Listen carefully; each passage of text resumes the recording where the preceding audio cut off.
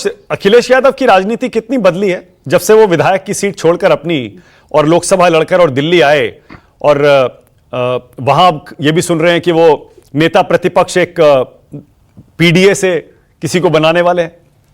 कितनी बदली है अखिलेश की पॉलिटिक्स? देखिए मानक, अक्सर इस बारे में चर्चा नहीं होती, आपने एक अच्छा सवाल किया है। अखिलेश यादव को बहुत अंडर एस्टिमेट किया गया है, और मुझे लगता है कि पिछले दिनों जिस तरीके से उन्होंने उत्तर प्रदेश की राजनीति में और खुद समाजवादी पार्टी की राजनीति में बदलाव किया है वह अभूतपूर्व है।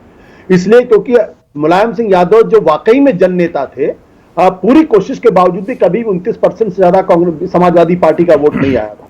लेकिन आज की तारीख में अगर आप देखें तो समाजवादी पार्टी विधानसभा के चुनाव में भी 32% यानी 10% वोट का उछाल आता है, और उसके बाद इस चुनाव में 10 से 12% का उछाल आता है। तो ये कंसिस्टेंसी है, असेंबली में भी आपको 32% से ज्यादा है, लोकसभा के अंदर में भी है।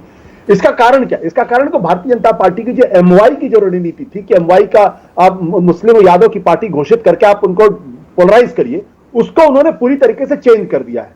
ये जो और इस बार के अगर आप लोकसभा की सीटों में जो भारतीय जनता पार्टी सबसे बड़ी गलती हुई है वो ये कि जहां समाजवादी पार्टी ने यादवों में से सिर्फ 5 लोगों को टिकट दिया है, वहीं अति दूसरे पिछड़ों में इन्होंने 27 लोगों को टिकट दिया।